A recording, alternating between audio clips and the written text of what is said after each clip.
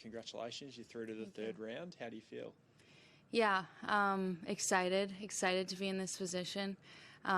Really tough match today. I felt like my opponent played really well, and I felt like the better I played, the better she played. So definitely took a bit of weathering the storm, but yeah, just excited to be in this position and to be able to play another match here in Melbourne. It's really special to be here, and yeah, I'm just excited.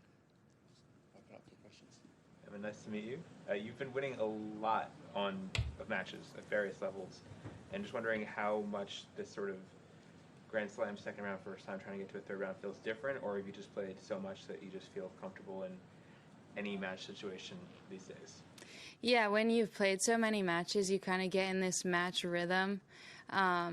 That's honestly, I like it. It's kind of nice to be in that match rhythm, and it's just like you're constantly preparing for your next round tomorrow or the day after.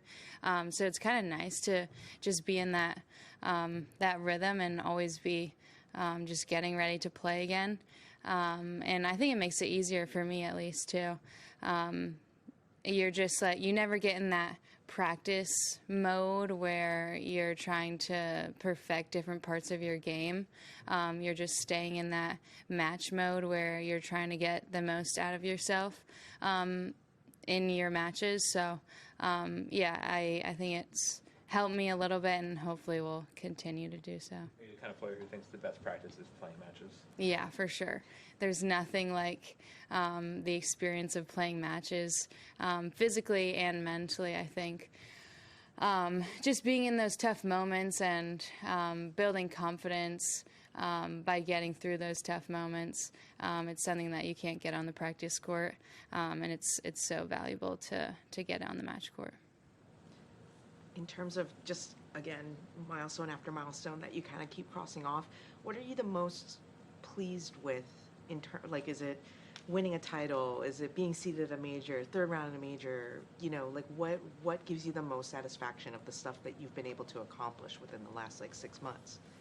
I would say there's not really any ranking or result that I would say is my proudest accomplishment, but sometimes I'll just hit a shot on the court where I'm like, dang, I didn't have that shot 2 years ago. Like, it's pretty cool that I can pull that shot off now, and it's cool that like, I can think of specific times when my coach and I have worked on that shot, and like, I can remember the progression of it and remember when I couldn't get it and it frustrated me a lot, and to have that shot, whatever shot it is, work out on a stage like second round of a Grand Slam, I would say that's the coolest thing for me. When's the last time you thought that? What shot was it? I hit a volley today, like kind of a drop shot volley down the line today. And volleys have always been a struggle for me a little bit. I've been hesitant to come to the net and I guess just take that leap of faith forward. So I just played that point with a lot of conviction and then ended at the net with a volley winner. So yeah, I think that was the last time. Did you, you know, talking, as Ben was mentioning, and we talked about the other day, just like your heavy play schedule last year, how much of that was strategic in terms of how you chose to schedule your 12 months, and how much of it was, I don't know, this is just kind of what happened? Like, you know what I mean? Like, can you give us some insight into that? Yeah, a little bit of both. I think priority number one was get a bunch of matches in. And I think something that more experienced players have that younger players don't is that they're just incredibly confident in how they play and how they win matches. There's no wavering. Like on a break point, they know exactly what they're going to do.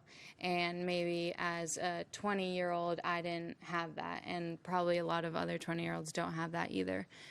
So just trying to get as much match experience in as I could, and just getting so confident in who I am as a player, that was top priority.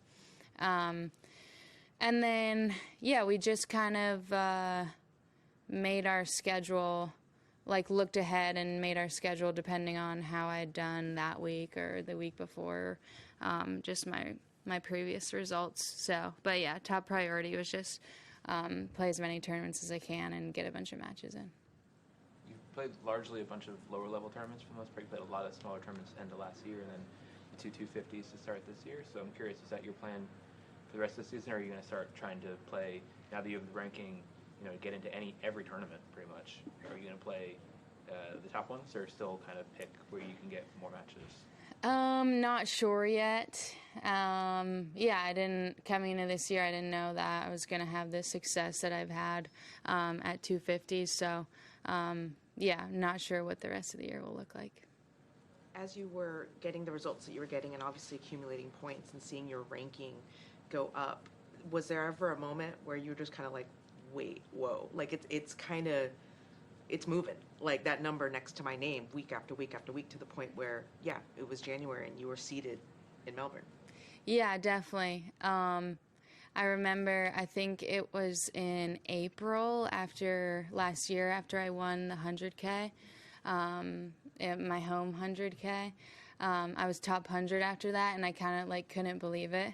That was always a milestone that I felt like if I can reach this milestone, I'm going to be really satisfied with my tennis career. So reaching that milestone for sure, I was like, I guess I've really made some strides.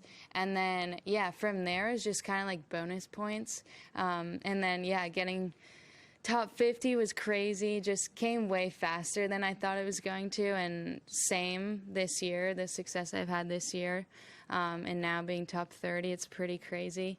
But focus stays the same, still just trying to be the best player I can be. And my coach talks a lot about whenever I play, act like I'm playing a dual match in college. It's just a singular match on that day, me versus my opponent. And obviously there's more to it than that, but kind of simplifying it on those terms has helped me a lot.